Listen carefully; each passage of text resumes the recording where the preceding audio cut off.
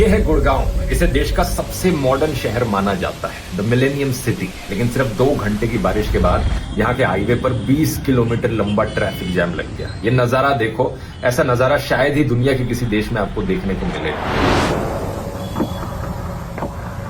ये एक ऐसा शहर है जहां पर लोग 5-5 करोड़ के घरों में रहते हैं, लेकिन घरों से बाहर नहीं निकल सकते पानी भरने की वजह से। ये देखो 100 करोड़ के फ्लैट, पानी देखो आप। यहाँ पर 100 करोड़ के अपार्टमेंट्स मिलते हैं, लेकिन उन अपार्टमेंट्स के बाहर ये हाल देखने को मिलता है। गुड़गांव में 5 इंजन की सरकार है। म्यूनिसिपैलिटी बीजेपी के कंट्रोल में है, मेयर बीजेपी का है, सारे एमएलए बीजेपी के हैं, एमपी बीजेपी का है, चीफ मिनिस्टर बीजेपी का है, प्राइम मिनिस्टर बीजेपी का है। टॉप टू बॉटम सब कुछ बीजेपी के कंट्रोल में है 10 सालों से। और ये हाल होता है शहर का दोस्तों जब आप सब कुछ जुमला पार्टी के कंट्रोल में दे देते। जो कांग्रेस के टाइम में, यूपीए सरकार के टाइम में मेट्रो बन गई थी, वो बन गई थी। उसके बाद से एक सिंगल लाइन एक्स्ट्रा किलोमीटर इन्होंने मेट्रो की एक्सपेंशन नहीं करी है पिछले 10 सालों से। 2009 में कंस्ट्रक्शन शुरू हुई थी रैपिड मेट्रो की। 2013 तक काम खत्म हो गया था, पहले स्टेशन बन गए थे। 2017 तक उनकी प्लानिंग में जो भी कुछ हुआ था वो फिनिश हो गया था। उसके बाद से कुछ नहीं किया है इनकी सरकार ने। ये सारी डबल ट्रिपल क्वाड्रपल इंजन की सरकार ने बस शहर का नाम बदला है। और ये इकलौता उदाहरण नहीं है, भोपाल के साथ भी यही हुआ है। भोपाल में भी ट्रिपल क्वाड्रपल इंजन की सरकार चल रही है। पिछले 20 सालों से सिर्फ बीजेपी ही है हर जगह पर। और पिछले 7 सालों में सिर्फ 7 किलोमीटर उन्होंने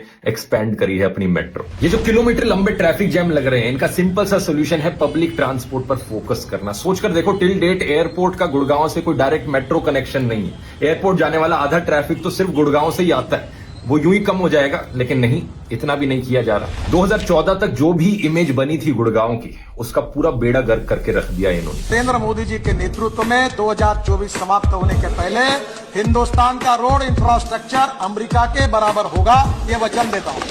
ये पार्टी सिर्फ एक ही काम में माहिर है, कैसे लोगों को धर्म के नाम पर लड़वाया जाए और लोगों को बेवकूफ बनाया जाए। अपनी आंखें खोल लो टाइम पर, नहीं तो अगले 10 सालों तक भी यही सब झेलना पड़ेगा।